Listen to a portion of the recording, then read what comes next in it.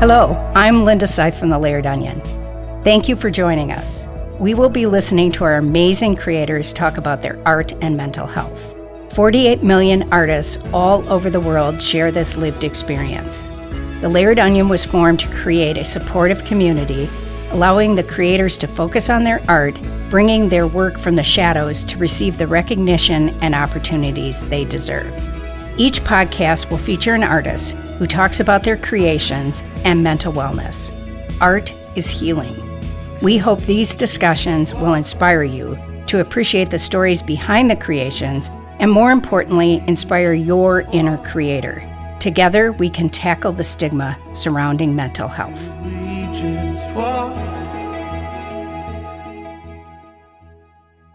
Hello, Pat. Welcome to the Layered Onion podcast. What I would love is for you to introduce yourself and tell us about your work. Yeah, thanks for having me, Linda. I appreciate it. My name is Pat Gilles, and I am the owner of Pat's Gym, which is located in downtown Madison. I've been running out of that space for the last 12 years. And basically, the gym is a place where we have classes, we do personal training, and then we do online coaching, working with numerous athletes, numerous individuals. And the number one thing they have in common is they're all goal-oriented and committed to kind of becoming the best version of themselves. So maybe you can talk a little bit about that last part, because in some ways I looked at your website and I found it incredibly intimidating. Because when you say the best version of themselves, I looked at the website and I thought, oh, so these are all going to be folks who are triathletes or whatever they are. So maybe talk a little bit about that. What does the best version of yourself mean from your perspective? Yeah, exactly. So, I mean, if you go to the website, you might see these pictures of these top elite athletes, right? So we call everyone who comes to the gym an athlete. And the reason for that is they're goal driven, whether it's someone who's learning to walk again, whether it's someone who wants to lose 200 pounds to someone who just wants to become, like I said, the best version of themselves. And what that means is, you know, we base off of 4 pillars. So those 4 pillars are what you're doing for a workout. So whether it's you want to feel comfortable when you're dragging your luggage through the airport or, you know, picking up that grocery bag, what you're doing for a workout, how you're eating, so eating with a purpose, whether that's you want to lose weight, you want to gain muscle, you want to lose body fat, you want to become better at a sport or just have more energy on a daily basis, how you're dealing with stress, because stress can be perceived as good or bad. So how are we dealing with that stress? And then how are we recovering on a daily basis, whether it's through sleeping more, getting on a foam roller, getting massage, doing hot cold contrast, getting in a sauna. How are we recovering for the next day so you come fully equipped and ready to go after that? So what would you say is your typical client an athlete, or is your typical client all over the map? Yeah, I would say it's 50-50, to be honest. Because we have several athletes, whether it's Olympians, professional athletes, college athletes, but the general population, other 50%, is people who have, you know, 8 to 5 jobs, and people who, you know, maybe stay-home moms, or people who are independent, have their own businesses, and dictate their own schedule. So it definitely is 50-50, and it's a good mix in the gym. So our gym, we don't have fancy mirrors or comfy chairs. You might be working out at the same time as someone who does, you know, their sport for a living, and you might not even know that, which is a good thing. Yeah, so I'm somebody who's been weight training for it'll be 5 years in May, and mine was because I got diagnosed with osteopenia.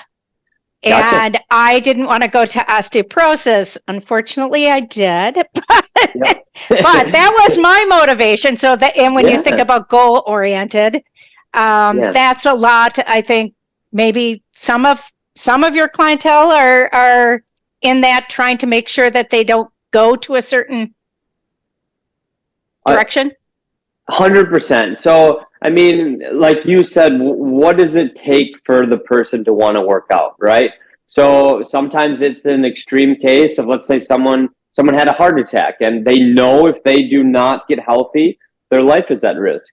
Someone who has osteoporosis, who they know, I mean, you go to the doctor, they tell you the first thing you want to do is lift weights to, help your bone density and help your strength and muscles. That's going to atrophy the older we get. So exactly, it all depends. And I love the story of, what makes people come in, how do they get motivated, and how do they stay disciplined enough to work out? Because I get this all the time.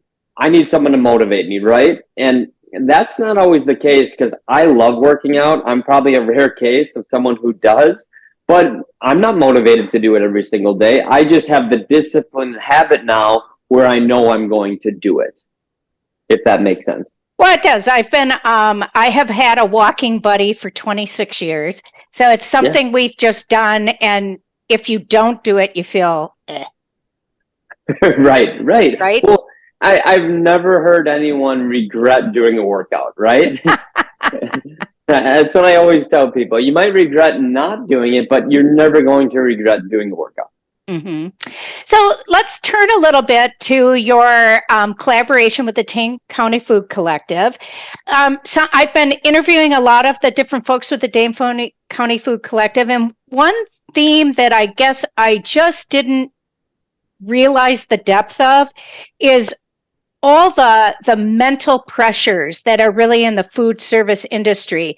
I think I was just unaware.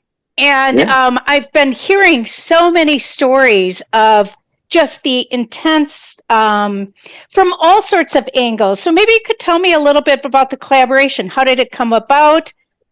Yep, absolutely. So I first started training Dan Fox from Heritage Tavern. It's going on 7 years now. And he first came to me and he opened my mind to the food industry, meaning, like you said, the pressures, the lifestyle, the stigma that goes with, after they work hard shift, a lot of them, it makes sense to grab a drink and be social and then sleep in and start the day again, right? Because that food industry, it's high stress, it's high demand, it's go. So a lot of people think, well, I need to relax by drinking. Where Dan came to me and I said, it's actually the opposite. The healthier you get, the more energy you're going to have, the more you work out, the better you're going to feel. And you're going to realize that alcohol is not the answer, as opposed to eating right and working out is mentally going to help you more on a daily basis. Deal with those loads, deal with that rigorous amount of stress you have, deal with that demand that people want from you. And I mean, it took them a good half a year to really dial in and be like, this makes sense. I'm all in. And then after that, I met more food industry individuals. And it's snowballed into this, hey, let's reach out and there is a demand for this. There is a need for this. And slowly we got more restaurant owners and individuals who work in that industry. Now they offer the free class twice a week at 9:30, Mondays and Thursdays. And it's a great group. It's fun to see them come together. And also the food side of it, when you have a leader kind of leading from the front, the whole group follows, and it's been very successful. I think one of the things that I have heard is the high level of alcohol and substance dependency. Yep. And some of them really talked about the cultural part of, that people were always making sure at the end of the shift they would get a free drink or other things.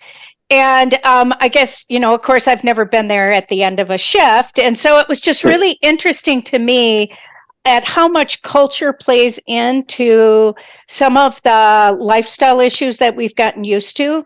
What do you find is the best way for people to really think about the tie from mental wellness and physical wellness? Yeah, when you talk mental and physical wellness, like I always have been a component is in the body will listen to the mind, right? So if you can control the mind, the body will follow. So we train in the gym to deal with hard artificial things. So let's say, Linda, you come in and you're like, I need to work on my mental toughness, right?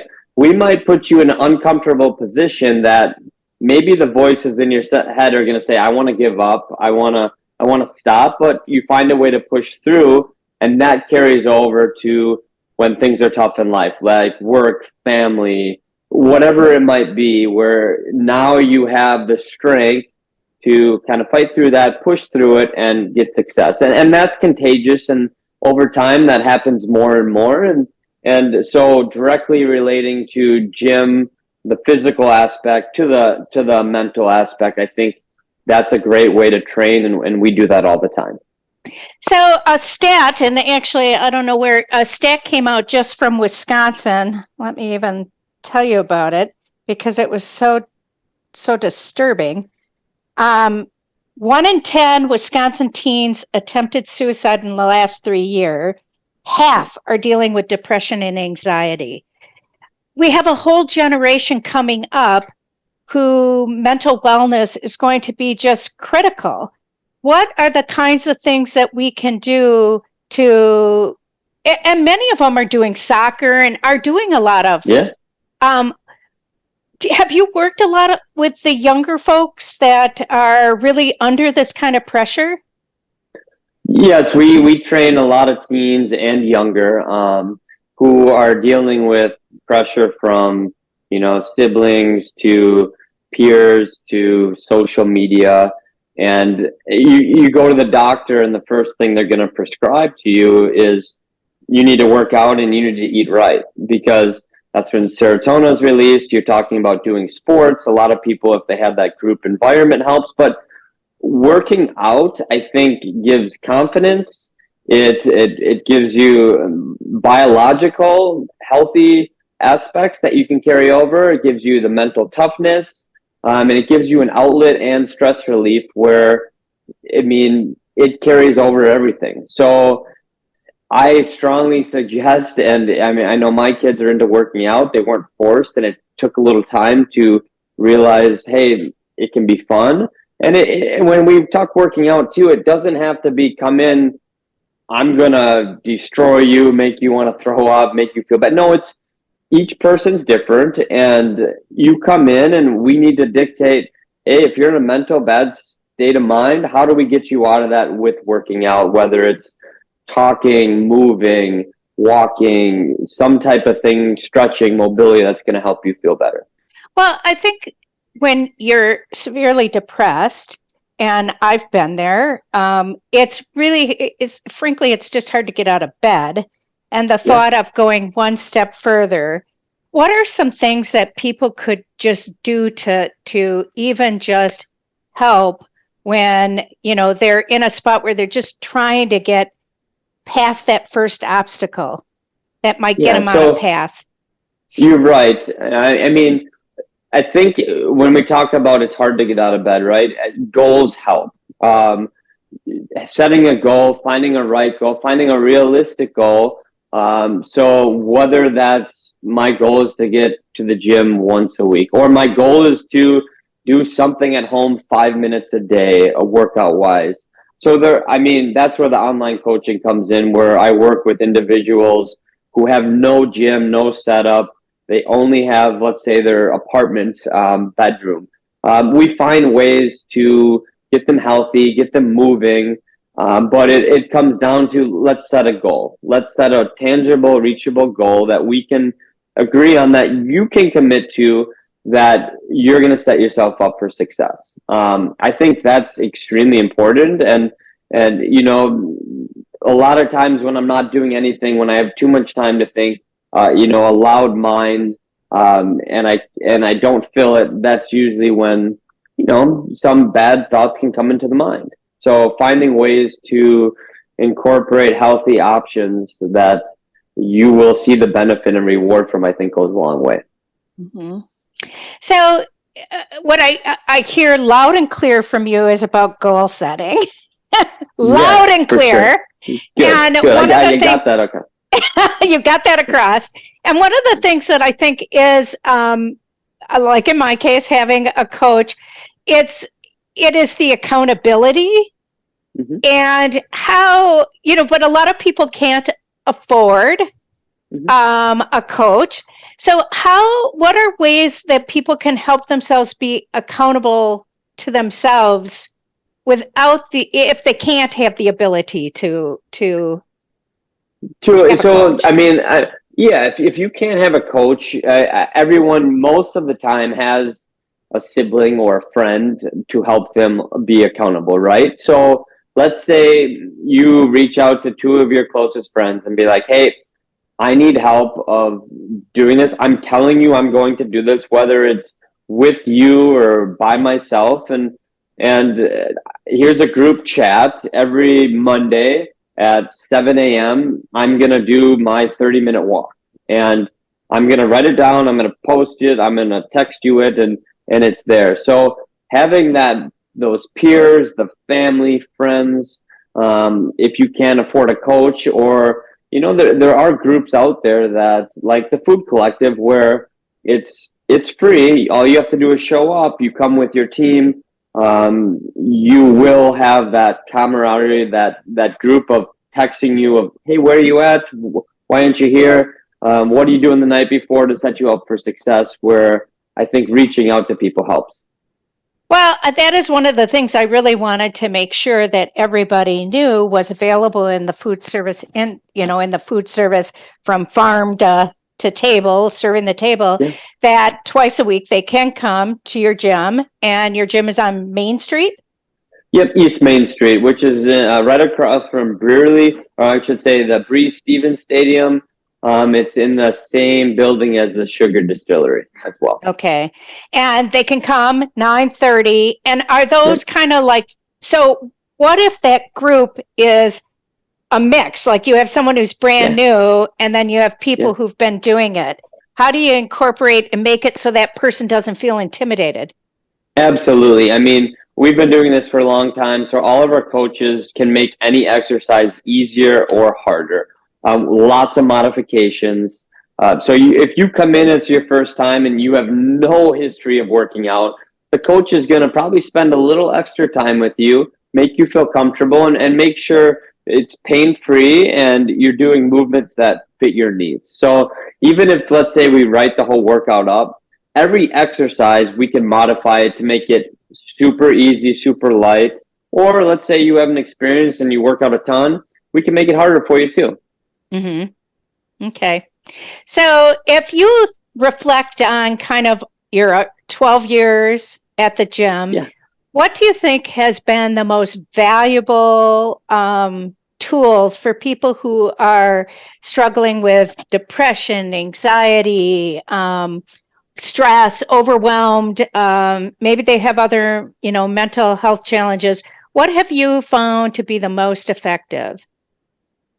Well, I mean, from your world. So when you say I mean, definitely setting up the habits, setting up a routine, setting up something that you can commit to. I know it sounds, obviously I'm preaching this, but if you can be consistent with some type of working out, and I can say consistency can be 5 minutes a day doing something. It helps, and that snowballs. So whether you're doing something negative, it can snowball into more negative things. If you're doing something positive, it can snowball to many positive things. So building momentum the right way, but working out, and that's the beauty of what I kind of created, is there's many ways to do that. And from a budget standpoint, to the most expensive thing of working one-on-one with the coach, all the way down to classes or online coaching where it's more affordable, of someone who's going to help create that routine and structure that you need. But no, it's just with anything, it's reaching out, or reaching out to a friend who maybe can reach out, and and setting up, that way of life that's going to help you. So not necessarily the tools of, here are the dumbbells here. It's just what you can do consistently that we can help set up. So I'm going to turn a little bit to your business. Obviously, COVID was a difficult time. Absolutely. And you and mirrored the restaurant industry. Yeah. Really hand in hand, that you all went from, busy groups, et cetera, to all of a sudden you were closed down, right? Correct. And the restaurant industry tried to figure out a way where they started doing takeout a lot more, et cetera. And I think, is that when you started the online coaching, or had you done it before? Luckily, I did about 3 years before that. I had online coaching, so that worked really well for me. The difference is all those people that did one-on-one training classes, now I had to move them over to the online coaching. So some people, they didn't have any gym, any equipment. I let people come in, grab, let's say a pair of dumbbells and a machine they could take in their home, apartment, wherever they live, and then I designed programs just using what they borrowed from the gym. So we loaned out equipment to make it as comfortable as we could in that situation for new and old clientele. Mm-hmm. Well, it had to have been a pretty stressful time for you. It was, looking back, if we knew what we knew now, it would have been less. I think everyone can say that, but no, it was super stressful, especially when, there were some industries that were considered essential that were still open, where, the biggest thing I think a lot of people took away is they need to get healthier through COVID too. They need that protection, that way of, if something comes, how do they deal with it? And the better in shape, better, health oriented, goals and consistency you have, the more success usually you will have. I mean, it's case by case, but again, it's only going to help. Mm-hmm.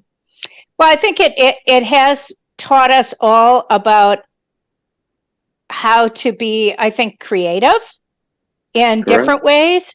And did you find that, actually being not just a business owner, but being, I think, an athletic trainer, in many ways, you have to be creative as well, like artists or culinary artists, et cetera, because if you do the same thing, each client's different, but if you do the same thing, it gets boring fast, right? Yeah, well, exactly. I mean, luckily there's numerous people. So I take every person as a new case, in the sense of how can I help them and what's the best way to do that, right? But yeah, I mean, I think COVID definitely gave us a chance as a business owner of, hey, this is working, this is not working, let's cut that out and let's try these new things that maybe will help with the current climate and the way things are going in the trend world. So yeah, you nailed it. I think we always, any small business owner especially, has to have that creativity and that daily drive of something new or creating something new, just like you said, the artist aspect. Mm-hmm. Well, one question I always like to ask folks is to reflect back to maybe a 12-year-old Pat. And what advice would you give a 12-year-old Pat that you wish you knew now? That's a very good question. Probably the biggest advice I would give is, nothing lasts forever in the sense of, whether it's you're in a good time, bad time, it will pass. And how do you create more of those good times? And how do you learn from those bad times, in a sense of, sorry, my dog's here. Yeah, cutie. Yeah, he's just chilling. But yeah, his name's Burpee. So, of course. Yeah, of course. But no, nothing lasts forever in the sense of, specifically when we talk about dealing with mental, negative thoughts, it will pass some point. So how do you get through it? How do you be resilient, where eventually things will get better? Well, I really appreciate you talking with me and excited, but I want to remind everyone that, twice a week, Thursdays and Mondays. Yep. 9:30, that anybody who's in the food service industry, right? Anybody, farm to table, anyone can come and have an opportunity. And I would guess a lot of camaraderie has happened with that group. Absolutely. I mean, it helps too when you talk about the food industry. There's some things I can't relate to, whether it's closing down a restaurant and then the drinking scene.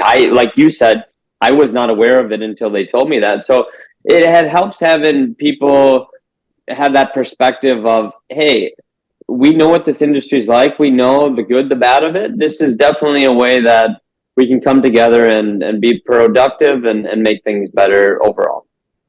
One thing that I have really noticed, and maybe it's just because I've become more aware of it, but I have really noticed the trend to a lot more that you see mocktails and opportunities for a non-drinking environment. That has really changed in the last couple of years. Totally. I mean, I think that's great because, when you're social, you go out and you say one person in the group, if I'm going to be the designated driver, right?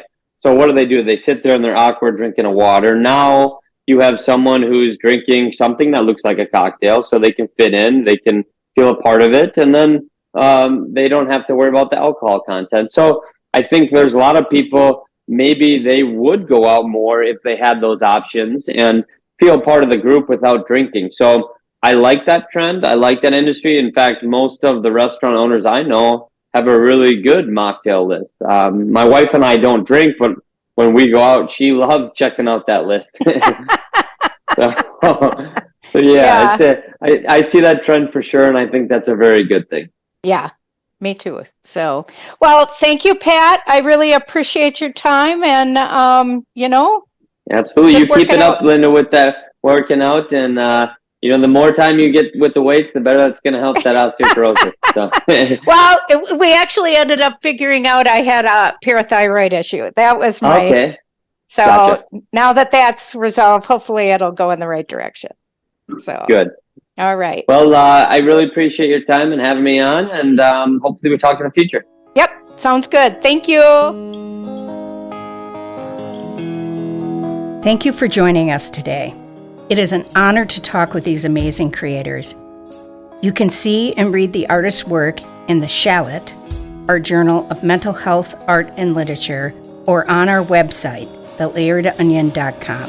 Thank you. A little more